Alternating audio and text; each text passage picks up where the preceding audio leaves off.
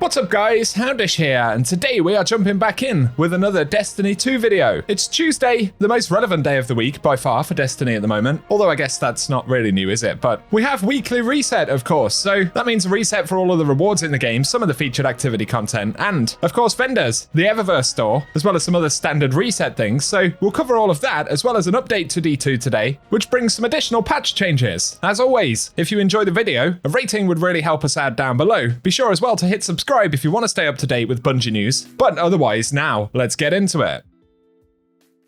And so, initially, as we mentioned, there is a patch for D2 today, so we're going to round up patch notes in just a second, but looking forward a little bit, I'm sure most of you know, but Bungie have said that Guardian Games will return this month. It is going to be in the second half of the month, which is still pretty much a 3-week window, so we'll have to see if Bungie give us an update on precisely when the event will drop this week, but kind of looking forward to that, at least to pick up a couple of weapons and things. Plus, with it being a live event, there'll be new armor, other cosmetics, the event track, and all the kind of typical stuff we get with these D2 events, so I'll keep you posted when we are going to get that.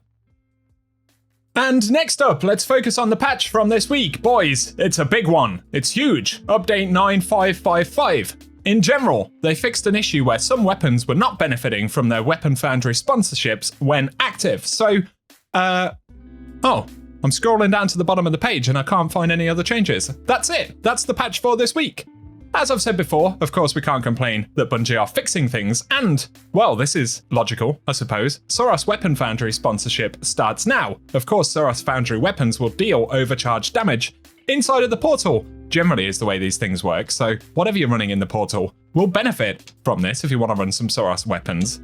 Generally, they do not affect other content, like the Renegade stuff, for instance, which in a way is kind of a shame because some of that stuff's actually better than most of the portal, obviously, but there we go. That is the patch note. Moving over to some of our other featured rewards for this week, though. Here for the Vanguard alerts, we can see something is the featured weapon, so you'll get a drop of that with the Accelerated Assault Origin trait when you complete these activity challenges for the quick play nodes. There's a challenge for each of these right here, and then additionally, of course, we have the Grandmaster as well. This time around, it's the Arms Dealer, and Sarpedon D is the featured weapon. Again, it will get that bonus trait when you get it dropped in here, so pretty useful to collect them if you're missing out on any, and good luck getting the kind of rolls you want. And right here, as we drop into a very lively tower, we'll take a very quick look at what Zavala has. Of course, he's featured most of the things weapon-wise in the rotation now over the course of the last few weeks. I anticipate I'm going to have to spend some bright dust to reveal what the weapon is, so let's do that. Get hyped. We have... Okay, something. The same weapon you can get from the Vanguard alerts this week. So I'm not going to reveal all of the roles. Of course, you can use things like Light GG to see the potential roles, and of course, some of the popular roles if you are after a good one of these. But with this also being the featured weapon in Vanguard alerts this week, you have a massive amount of chances to get a good roll of this sniper. So keep that in mind. It may be useful. There we go. The Guardians are joining us. Nice to see everyone here. Let's take a look at the Eververse store for this week. As always, we focus on bright dust stuff primarily. You can check out the silver things if you want to. For the front page of bright dust, we firstly have All Mine, an exotic emote right here.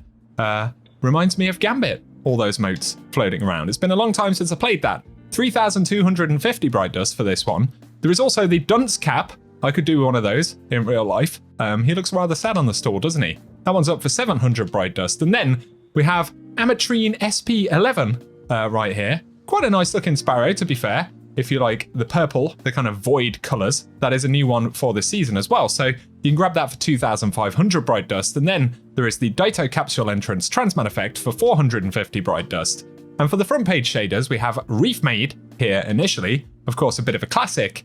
There is also Warbrick as well. Both of those available for 300 bright dust.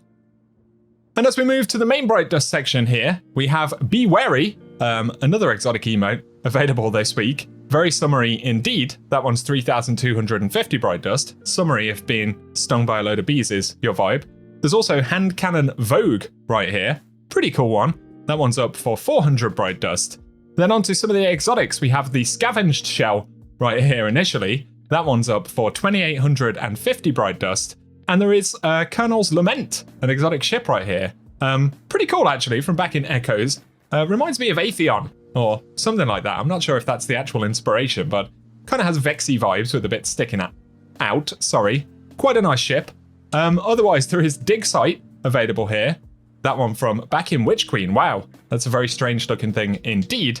That one's up for 2,500 Bright Dust. I had to inspect that a second time because I thought it said I didn't have Quicksilver Storm then. I do. And this is the icy, I'm not even gonna try and say that. The icy ornament kind of shiny looking thing. Very Neomoonery, very much inspired by Nimbus. Available this time around for 1,250 Bright Dust. Otherwise, there is the All Together Now projection, which is up for 1,500 Bright Dust. These remain very expensive indeed. And for the second page of shaders, we have Metropolitan Acoustics up for grabs. First, that is 300 Bright Dust. There is also 44 Steel available this week. Quite an interesting one from back in the day. And then there is Chrome Stock. And very finally, Carbon Blood. So a lot of pretty classic shaders there, but if you've missed out on them before, they'll be useful. Finally, though, we have the Minotaur, Vitreous, and Signal Intercept transmat effects, which are all 450 Bright Dust. So there we go. Let us know in the comment section if you were grabbing anything from the store this week. Most of Banshee's stuff at this precise moment isn't mega exciting for reset day. There is Honor's Edge right here with Relentless Strikes and Surrounded. That may be something that could be useful for some folks. Not a bad roll if you want to slash through a bunch of enemies, of course. And finally, for Shader 1 down here in the annex, she has the armor set from back in Echoes, so some nice kind of Vex-themed armor, if you missed out on that previously. Might be worth grabbing purely for the cosmetic component. Otherwise, for shaders, she has Gold Leaf. These are 10,000 Glimmer. That's a pretty nice shader, to be fair. There's also Flowers of Io, the standard variant, not the worn variant. There's two different versions that they used to have for these back in the day, if you're still collecting. Otherwise, Dead Orbit Resurrection is additionally available if you're after any older faction shaders.